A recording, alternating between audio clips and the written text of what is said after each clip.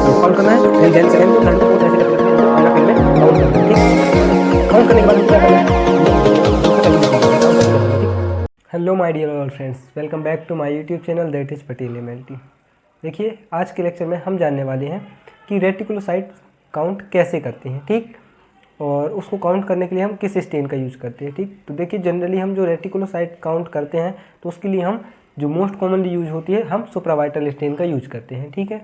और इसका प्रिंसिपल क्या है, प्रोसीजर क्या है, रिजल्ट, कैलकुलेशन, ये सब चीज़ आज के लेक्चर में हम कम्प्लीटली जानने वाले हैं, ठीक।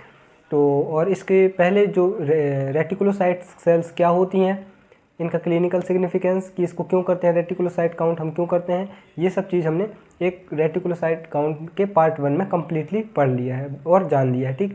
और आज हम सिर्फ जानेंगे रेटिकुलोसाइट काउंट करते कैसे हैं, ठीक है, और इसको करने के लिए जो सुप्रावाइटल स्टेन है उसको कैसे परफॉर्म करते हैं, ठीक। और साथ ही साथ इसका जो जितना भी प्रोसीजर है वो सब हम कंप्लीट देखेंगे, लेकिन उसको देखने के लिए आप सबसे पहले एक तो जो रेटिकुलोसाइट सेल्स क्या है इसको आप पार्ट 1 में जाके कम्प्लीटली देख लीजिए, एंड देन इसको देखें ताकि आपको जो आज का वीडियो है वो अच्छे से समझ में आ जाए, ठीक। आज का जो टॉपिक है वो आपको समझ में आ जाए। तो चलिए बिना टाइम वेस्ट किए आज का लेक्चर स्टार्ट करते हैं, ठीक। सबसे पहले रेटिकुलोसाइट काउंट करने से पहले हम देख लेते हैं कि वो प्रिंसिपल क्या है उसका, ठीक, कि वो कैसे काम करते हैं, ठीक। इसको रेटिकुलोसाइट काउंट को कैसे काउंट करते हैं हम लोग, ठीक है।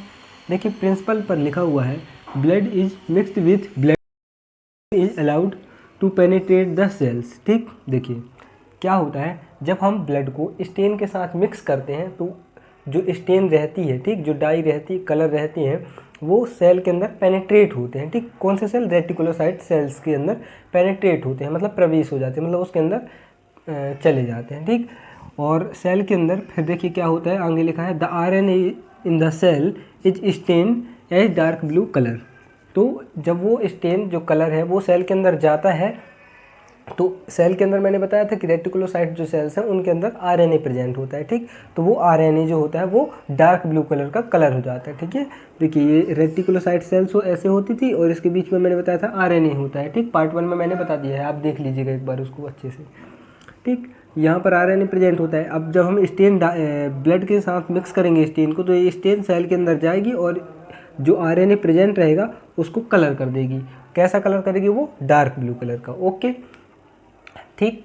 इतना समझ में आया प्रिंसिपल क्या है। अब देखते हैं हम इसका रिक्वायरमेंट कि हमको रेटिकुलोसाइट काउंट करने के लिए किन किन इंस्ट्रूमेंट और स्पेसिमेन और क्या क्या हमको स्टेन कौन सी की ज़रूरत पड़ेगी, ठीक है। तो देखिए सबसे पहले है ब्लड स्पेसिमेन। सबसे पहले हम देखेंगे स्पेसिमेन कौन सा चाहिए। देखिए रेटिकुलोसाइट काउंट करने के लिए हमें EDTA एंटीकोगुलेंट ब्लड की ज़रूरत पड़ती है, ठीक, रिक्वायर पड़ती है, ठीक है। और यहाँ पर लिखे हैं the test should be performed 2 to 3 hours of blood collection. और ये जो ब्लड सैंपल है हमारा, ब्लड सैंपल को कलेक्ट करने के बाद हमको 2 से 3 घंटे के अंदर ये टेस्ट परफॉर्म कर लेना है, ठीक। रेटिकुलोसाइट काउंट जो है इसको कर लेना है, ठीक। फिर देखिए सेकेंड पॉइंट लिखा है यहाँ पर clean grease free glass slide. मतलब जो हमारी स्लाइड है वो ग्रीस फ्री होना चाहिए, ठीक, उसमें वो मतलब ऑयली जैसे नहीं होना चाहिए, ठीक। फिर देन सेकेंड है, थर्ड है टेस्ट ट्यूब, हमको टेस्ट ट्यूब की रिक्वायरमेंट पड़ेगी। एंड फोर्थ है माइक्रोस्कोप, ठीक। एंड फिफ्थ वन हमारा बचा स्टेन, ठीक। स्टेन हमको कौन सी चाहिए, तो देखिए इसमें लिखा है most commonly brilliant cresyl blue stain is used, ठीक। तो जो मोस्ट कॉमनली यूज की जाती है रेटिकुलोसाइट को काउंट करने के लिए वो हम ब्रिलियंट क्रिसाइल ब्लू स्टेन का यूज करते हैं, ओके। फिर देखिए यहाँ पर हम अब जानते हैं कंपोजिशन, ठीक। कंपोजिशन क्या है इस ब्रिलियंट क्रिसाइल ब्लू स्टेन का। देखिए इसमें ब्रिलियंट क्रिसाइल ब्लू जो होता है 1.0 ग्राम होता है, ठीक। एंड सोडियम सिट्रेट जो होता है 0.4 ग्राम। एंड सोडियम क्लोराइड सॉल्यूशन जो होता है जिसका कंसनट्रेशन 0.085% होता है, ये हमको 100 ml चाहिए होता है, ठीक। या फिर इन सब चीज़ इन तीनों रिजेंट से मिलकर हमारा केमिकल से मिलकर हमारा ये ब्रिलियंट क्रिसाइल ब्लू स्टेन बनी हुई होती है, ठीक। फिर नोट पे देखिए यहाँ पर लिखा हुआ है filter the stain and store in plastic container, it should be refrigerated at 2 to 8 degree Celsius. मतलब ये जो स्टेन हम प्रिपेयर कर रहे हैं इसको हमको प्रिपेयर करने के बाद फिल्टर करना है और एक प्लास्टिक कंटेनर में स्टोर करना है। स्टोर करने के बाद हम रेफ्रिजरेटर में उसको 2 to 8 डिग्री सेल्सियस पर रखेंगे। फिल्टर लिखा है तो फिल्टर कैसे, फिल्टर के लिए वॉट्समैन नंबर 1 फिल्टर पेपर आता है, आप इमेज में देख सकते हैं साइड में, ठीक, उससे हम फिल्टर करते हैं, ठीक है। ओके, तो यहाँ तक आप लोग समझ गए। अब देखिए, अब हम देखेंगे कि रेटिकुलोसाइट का प्रोसीजर क्या है, ठीक, इसको कैसे काउंट करते हैं, ठीक है।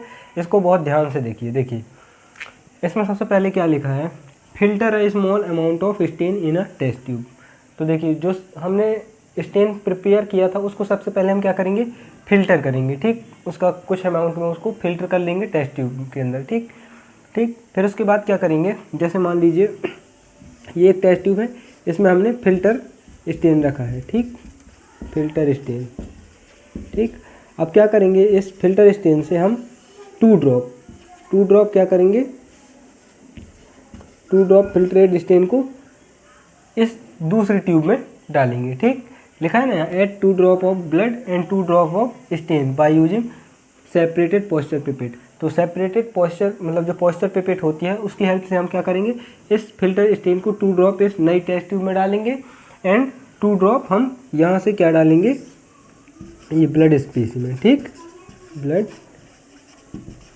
स्पेसिमेन, ठीक है, 2 ड्रॉप ब्लड स्पेसिमेन डालेंगे, ठीक है, ठीक, समझे। सबसे पहले हम 2 ड्रॉप स्टेन डालेंगे नई टेस्ट ट्यूब में और 2 ड्रॉप ब्लड सैंपल डालेंगे हमारा, ठीक।